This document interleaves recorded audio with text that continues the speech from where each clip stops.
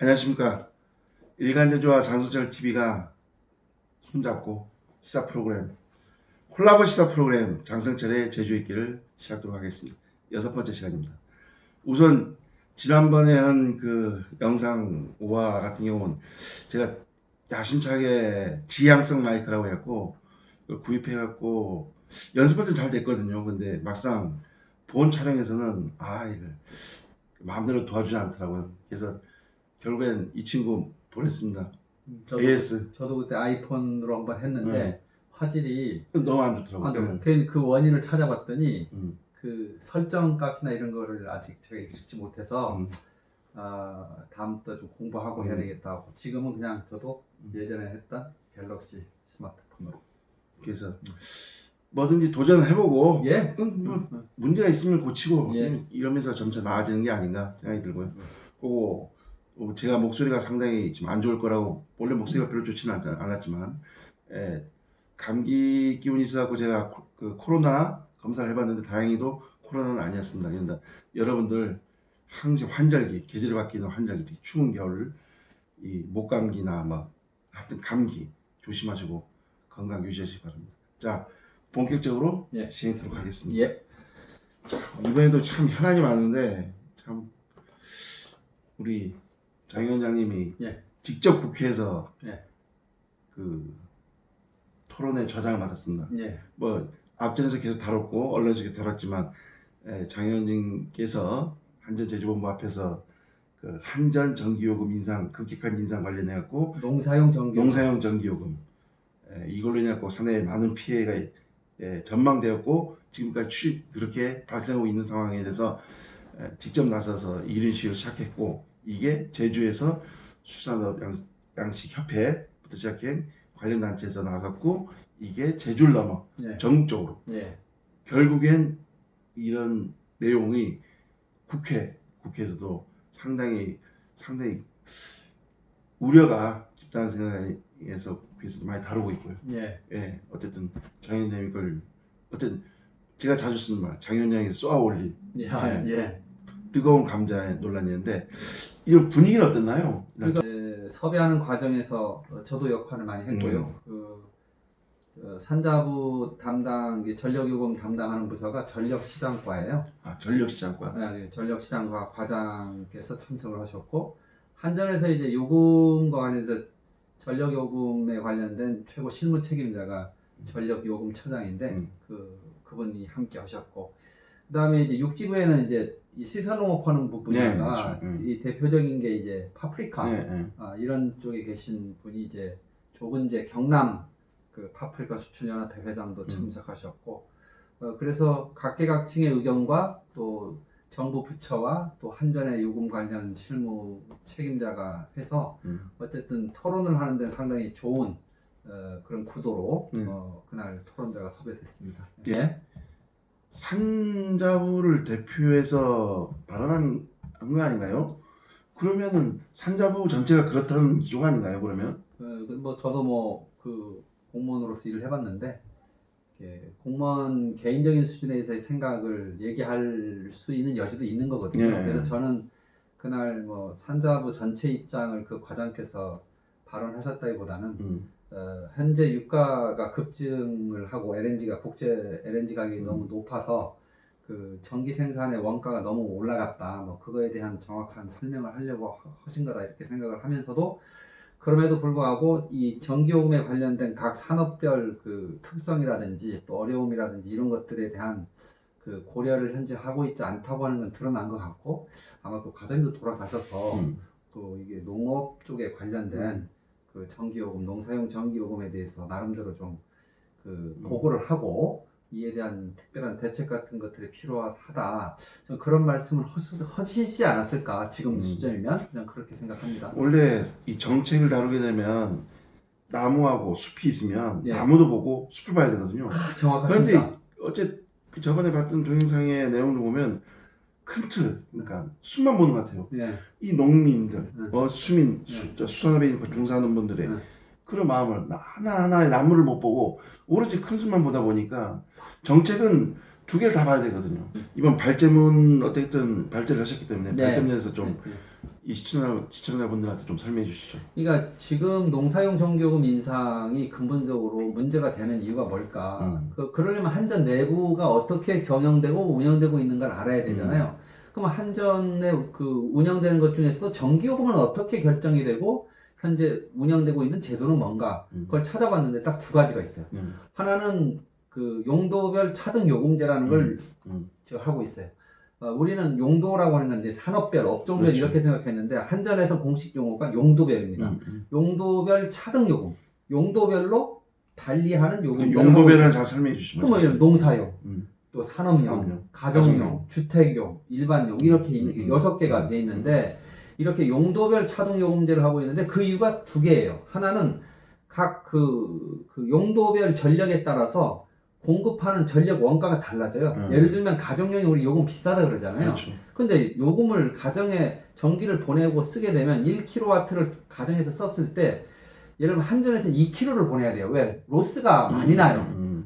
전선이 짧고 가늘기 때문에 이게 낭비되는 게 많은 거죠. 근데 예를 들면 대규모 공장에서 전기를 뭐 1000kW, 2000kW 쓰는 그런 공장에서는 배선을 큰 걸 씁니다. 그러면 가니까. 로스율이 확 줄어들죠. 그러니까 기업 입장에서는 똑같이 1kW를 써도 자기네가 그 한전 입장에는 1kW를 쓰게 하는데 들어가는 그 유수율, 로스율이 별로 없기 때문에 원가가 덜 들죠. 그렇기 때문에 이런 걸 고려해서 가정용과 산업용과 주택용과 교육용과 이런 걸 다 달리 그 차등해서 요금제를 하고 있고 공급 원가의 차이가 있다.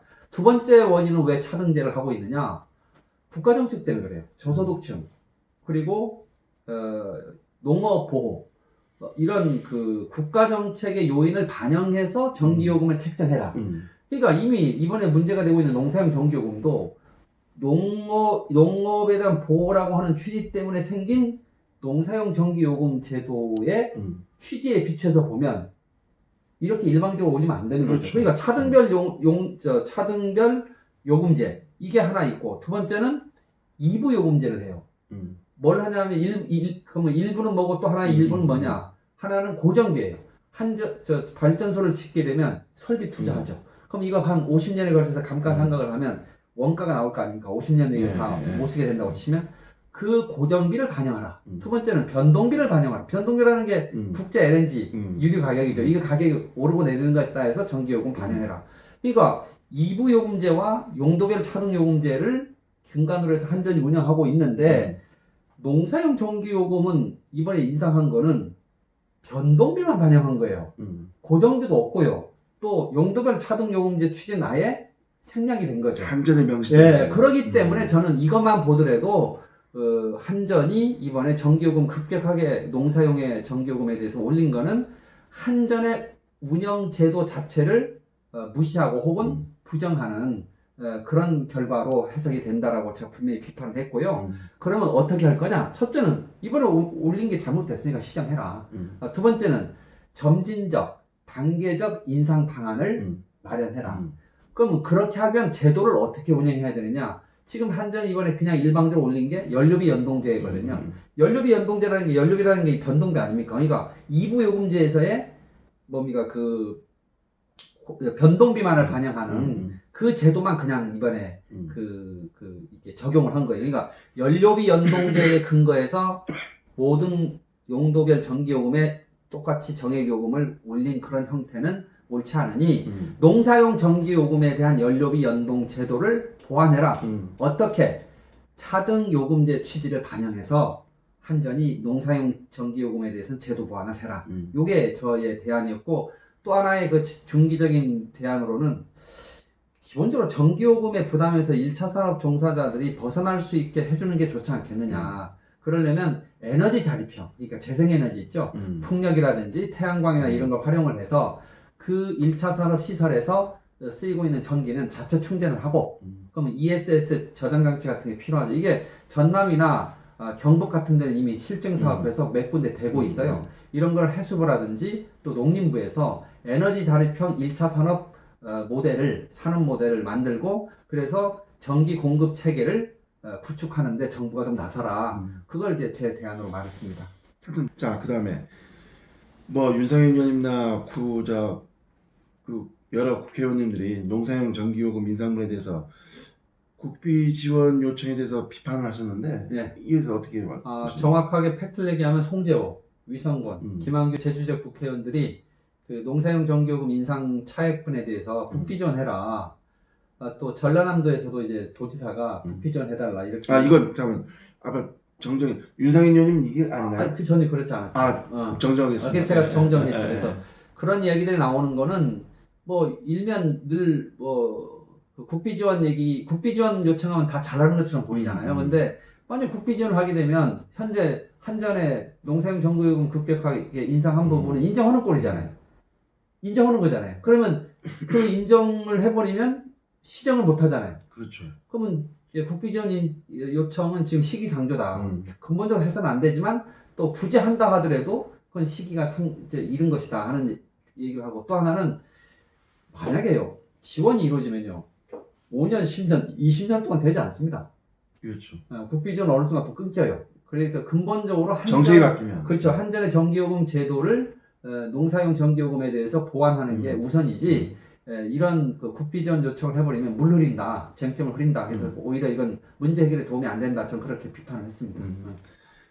자, 그러면은 참 이게 장기적인 과제, 아까지만 장기적인 과제인데 2001년 한전 체제 근본적인 재검토에 대해서 제안을 했죠. 예. 예. 그건 뭐냐면 이번에 전기요금 관련해서 그 고민도 했고 또 예전부터 늘 고민했던 건데, 과연 지금 2001년 김대중 정부 때 IMF 위기를 극복한다고 하면서 공기업을 이제 좀 이렇게 개혁한다는 명분으로 발전사를 해체했죠.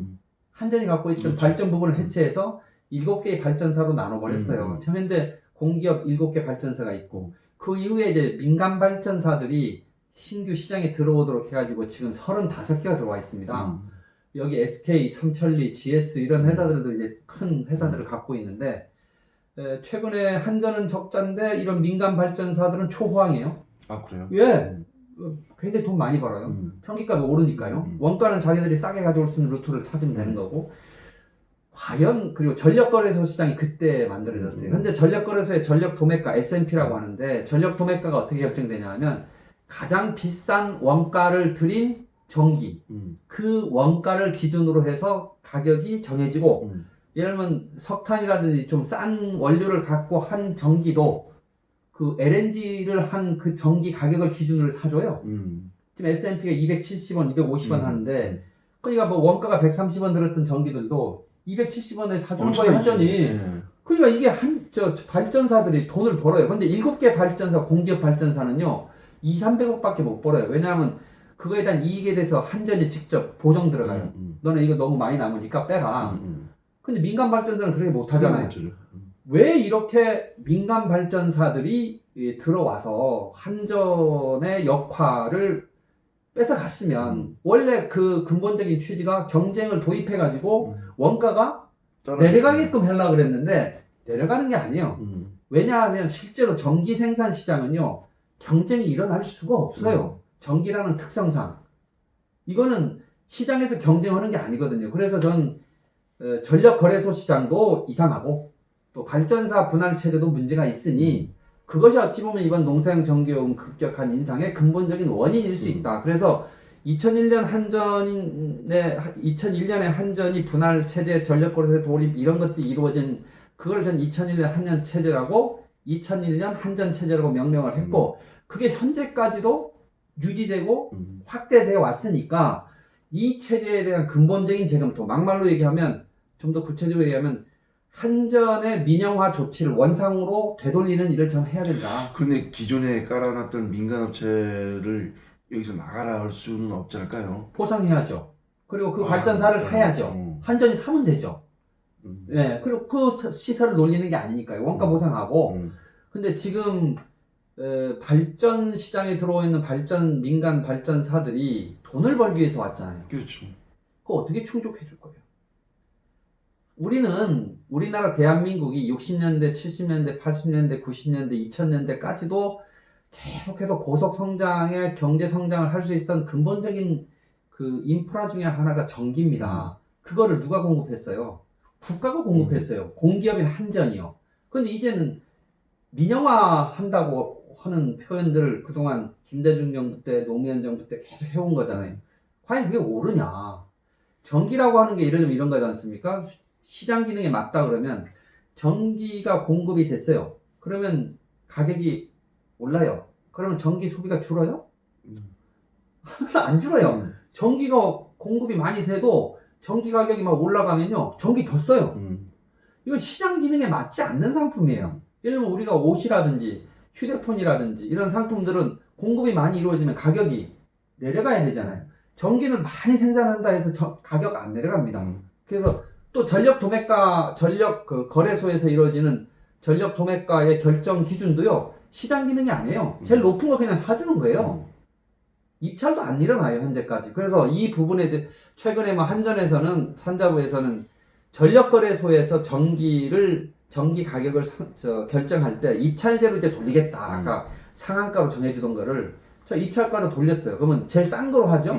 그럼 비싸게, 이 원가보다 비싸게 생산한 민간 발전사들은 어떻게 되겠습니까? 망하겠죠. 망하죠. 망하면 한전이 책임질 거예요? 아마 발전소에서는 한전을 믿고 우리는 지었는데 아마 대들 겁니다. 그래서 결국은 경쟁 입찰도 안 되는 거고, 고정거래 가격도 안 되는 거고, 들어간 원가에 비해서 적정한 이윤을, 기업이 운영할 수 있는 이윤을 남기면서 발전되고, 그 발전된 전기가 수용자들한테 전달되게끔 하는, 다시 말하면 한전이 이 모든 것들을 관장하는 그런 체제로 다시 전 돌아가야 되지 않느냐. 그런 관점에서 2001년 한전 체제 전면 재검토 이렇게 제안한 거죠. 어쨌든 간에 정책이란 게 향후 10년 더 남아서 100년을 바라봐야 되는데 너무 쉽게 간단히 생각하는 것 같아요. 자기 공약에 맞추다 보니까. 네, 그리고 이 말씀을 정확히 드리면 김대중 정부 때 그러니까 약간 우리가 좌냐 우냐 혹은 뭐 진보냐 보수냐 하면 좌파 진보 정부라고 말을 얘기하잖아요. 그런 정부에서 이제 한전에 대한 그 일종의 상당한 수준의 발전 부분의 민영화 조치를 해버린다는데 아무도 반대를 안 한 거예요. 그리고 아무도 문제 제기를 안 했던 거예요. 근데 그 피해를 지금 좀 보기 시작했다. 이런 국가적인 위기, 다시 말해 에너지가 국제 시장에서 에너지 가격이 급상승해서 전기값 인상 압력이 막 올 때 현재 이 체제가 감당하는 그 능력과 2001년 이전에 그 체제가 감당하는 능력이 과연 어느 게 더 국가를 위해서 맞겠는가라는 걸 단순 비교해 보면 전 예전이 맞다고 생각하거든요.